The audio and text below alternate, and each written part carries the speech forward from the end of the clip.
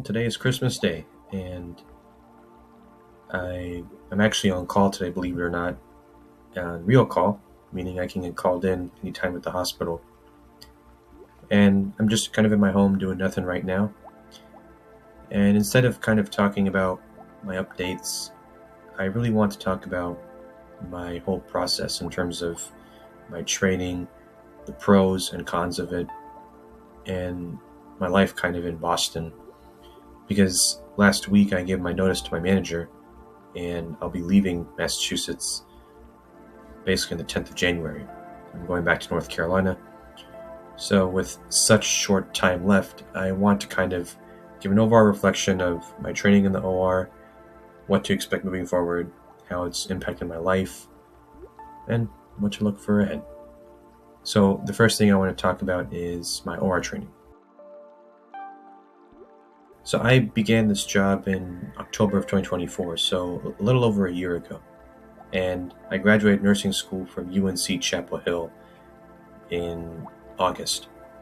So I actually applied to a few other jobs around the area, both in the Northeast. I unfortunately couldn't find an OR job in my area, North Carolina, because they were not going to accept intakes immediately for new grads, and I would have to wait 4 to 6 months to get into their programs, which I didn't want to do. I wanted to start the OR job right away. So I ended up interviewing to many hospitals, and the Northeast seemed to be the places that really needed OR nurses the most. And I actually got my first job in Pennsylvania in Erie Hammett Hospital, which I actually went to. I toured Erie, and I liked the area. But I then interviewed for my current job at my current hospital, which I seemed to like a little bit better because it was Boston, it was something new, and I really want to kind of try and assimilate into this kind of Bostonian area. So I ended up accepting that job, and I started my training in October. The first couple weeks were just hospital orientation, getting to know policies, procedures, and the rules of a nurse. I then was able to start my scrubbing rotation, which was the longest part of my training. Scrubbing started from October all the way until March, where I scrubbed around the entire service lines, and I really was able to understand the surgeries a little bit more better from the scrub's point of view, because it helped me in my circulating portion of the training, which was the shortest part and came right after. It was from March to May. And I circulated again through the different service lines, and at the end of my training, around May, is when I took my perioperative 101 final exam. I ended up passing it on the first try and kind of celebrated with some chocolate, and I think my charge nurse said I should go out and get a glass of lemonade to celebrate, which was kind of funny of him to say. But that was pretty much off orientation around May, and then from May onwards, I started doing cases by myself. So I've basically gone through the service lines, everything except cardiothoracic and neurosurgery I can pretty much handle on my own. And it did take some time once I was off orientation to develop that autonomy and competence in doing the job, because it is really repetitive, and if you're not really exposed to it for a while, you may have to relearn some stuff or refresh on some things. But overall, I do know what the core requirements are, and I can certainly do my job competently at the bare minimum, which is the expectation once I got off orientation. After I got off orientation, I also started taking more calls. So I would take typically my weekday overnight backup calls on Thursdays, because nobody signed up for them on Thursdays, and I would do my actual real calls on the weekends. I don't think I ever got called in for a weekday backup call, but I did get called in a couple times on the weekends for emergency calls. So now I'm pretty much in this set area of the job where I'm just kind of doing the same thing over and over again, and it's helping me a little bit, but because I know exactly what I'm going into, it's a lot less stressful and a lot more manageable on me. I did talk about the training, so next I want to kind of talk about some of the challenges I faced. So let's talk about those. The biggest one obviously was the learning curve. It was very intimidating coming from nursing school with no education or no insight into the OR, having to relearn a completely brand new mindset of nursing, which is surgery, which is very different from what nursing school teaches you, which is how to be a competent floor nurse. I think the learning curve really hit me at times where I felt like it was too challenging and I couldn't make it, but I kept trusting in myself and in the process.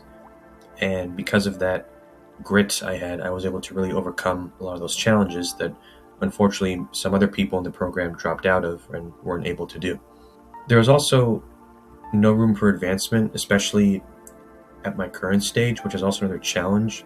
Because once I got off orientation and I started doing the same thing over and over again, where the staff kind of tells you where you can go, I was really interested in maybe looking into clinical ladders for nursing leadership or how to be a charge nurse, or maybe into the more experienced senior service line leaders. But they said to me those would take probably decades for me to even be considered for those jobs, and I'm not going to make OR nursing a long-term career. So I just ended up kind of accepting that fact that, okay, well, I'm just going to be doing the same exact thing, really no room for improvement or no opportunities to improve. A fast-paced environment also kicked in, especially given the sense that during emergencies especially, you have to have a very quick turnover and prioritization is key. But because I'm very comfortable with that, especially my training, it's less stressful on me and I'm able to keep my cool, especially during tense situations. Sometimes it does get to me, and there are some days where I kind of feel like I'm stressed out, but overall it's been majority of the time in a more controlled and relaxed environment, especially when chaos hits. I would say the other challenge especially was the growing thick skin. So there are some very unique personalities in the OR that really don't exist in other specialties in medicine. A lot of these people are very blunt, very direct. They'll say very harsh criticisms. And for some people who are very sensitive to that, it can feel like they're personally attacking them for what they're doing, which can really ignite some feelings and distrust, which I actually had a very troubled time with in the beginning. But I have now realized that certain people are just insecure or they're upset or they're going to make their life harder on anybody, no matter who you are. And I've just realized that that's an issue on their end and not my end. And I just need to kind of have thick skin and just get used to it. And still to this day, I would say that's probably one of the most challenging things, just the personalities. And some people act very grumpy and they act like toddlers. Some people will verbally criticize you in a very harsh tone. Some people will curse really heavily, yell at you for things that are not your fault. So those are really things that I've learned just to kind of ignore, because at the end of the day, if they get upset, that's on them, and I can't control that. I can only control myself. So learning to have thick skin is something I really kind of learned throughout this challenging process. Those are pretty much all the challenges I described. So now I wanted to kind of talk about the accomplishments. I was able to do a lot of things very confidently and on my own. I am now at a point where I'm actually training new people that come into the OR, both nurses and surgical techs, on how to prepare for certain cases, how to set up instruments, how to maintain sterility, and what tools and instruments would be needed for certain procedures, as well as time management.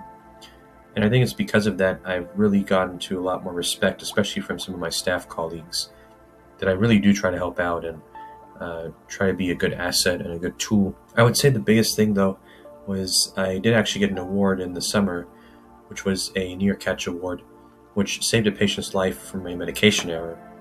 And that was on the local hospital news. A lot of people knew about it, so it was a very good thing. And I think after that event, I really started to become much more comfortable and much more competent in my abilities, but also at the same time, people start to actually respect me more, knowing that not only am I efficient, but I also know when there can be issues that can harm the patient. So it increases their trust in you, especially when you're being considered for safety measures and you're trying to advocate for that. So that's something that I'm really proud of and something I can hopefully continue to develop. So those were the details of the job in terms of the training, the cons and the pros. So now I kind of want to talk about what it was like my usual life in Boston, in the city, on my other half of life when I was outside the hospital. So my job was Monday through Friday from 7 to 3:30. I would have pretty much the afternoons all to myself. When I had my car, it really wasn't an issue, but after the accident, I had to use my commuting time from car to taking 3 different buses, and that took about 5 hours every day to get to my house in Newton, all the way to the hospital and back.